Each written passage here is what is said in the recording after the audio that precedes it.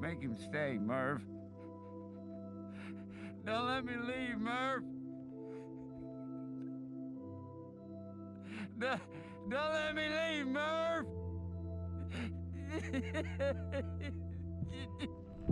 No! No! No! No!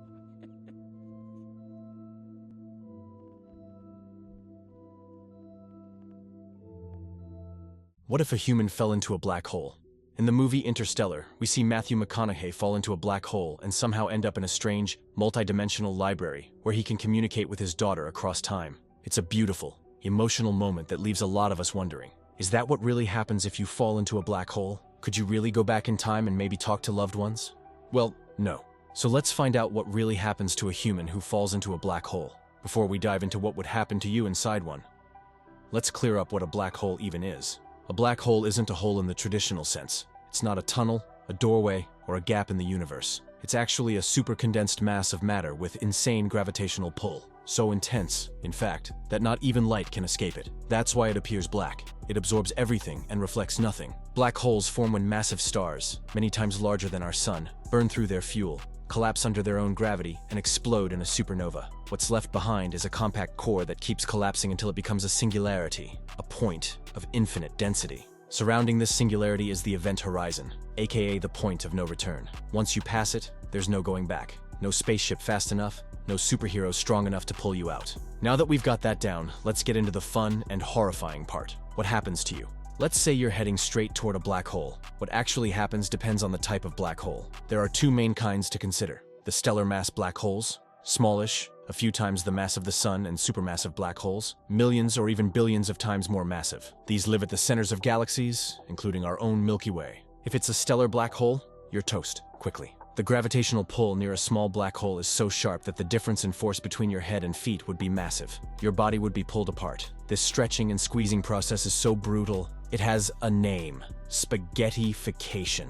Yes, you'd literally be turned into human spaghetti. So no dream sequences, no emotional time loop messages, just a quick and painful stretch into the void. If it's a supermassive black hole, you've got a little more time. The gravitational gradient is much gentler at the event horizon of a supermassive black hole because it's so huge and spread out. In Interstellar, Gargantua is exactly this type. That's why Cooper is able to glide into it without getting shredded immediately. So yeah, if you fell into a supermassive black hole, you might not feel anything at first. You could float peacefully across the event horizon without realizing you've passed the point of no return.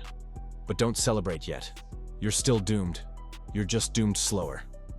Let's talk about Interstellar for a second. Now, I've got to give the movie some credit. It's one of the few sci-fi films that actually tried to stick close to real science. That's thanks to physicist Kip Thorne, who was brought on to make sure things didn't go completely off the rails, and a lot of what we see on screen is grounded in actual physics. For example, Gargantua, the black hole in the movie, that massive glowing ring spinning around it, that's called an accretion disk, and it's real. It's not just a cool sci-fi effect. That's what a black hole would actually look like if you could get close enough without, dying. And the whole time dilation thing, where they land on a planet so close to the black hole that 1 hour there equals 7 years on Earth? Yeah, that's not just drama for the plot. That's actually based on Einstein's theory of general relativity. Gravity can warp time, so the stronger the gravity, the slower time moves. So yep, it checks out. But of course, the movie isn't perfect. Let's talk about that bookshelf scene. You know the one, where Cooper falls into the black hole and ends up floating inside this weird, glowing, multi-dimensional library behind his daughter's bookshelf. Yeah, that part? Pure fiction. There's no scientific theory, no evidence, nothing that suggests falling into a black hole would drop you into some 5D space where you can poke time like pages in a book. It's creative, it's emotional, it works for the story. But in real life, you're not communicating across time with Morse code and gravity. And honestly, Cooper wouldn't have even survived the fall to begin with, whether it's spaghettification or being crushed at the singularity. The laws of physics don't exactly allow for calm, sentimental messaging after crossing the event horizon. By the time he's whispering Murph, he'd realistically be long gone, stretched, squished, or worse.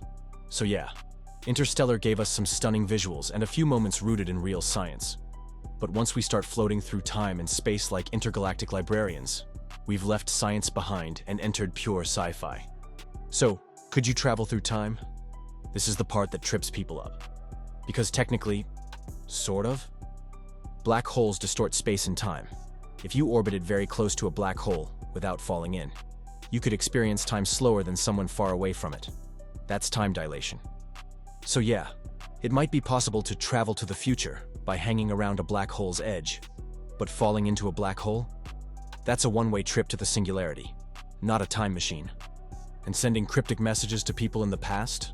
Number, as cute as it sounds, gravity doesn't send messages back in time. So, what if a human fell into a black hole? The poetic version, like in Interstellar, gives us this beautiful blend of love, science, and hope. That maybe, just maybe, something bigger is out there, bending time and space in our favor. The real version, you die, probably painfully, and definitely permanently. But here's the amazing part.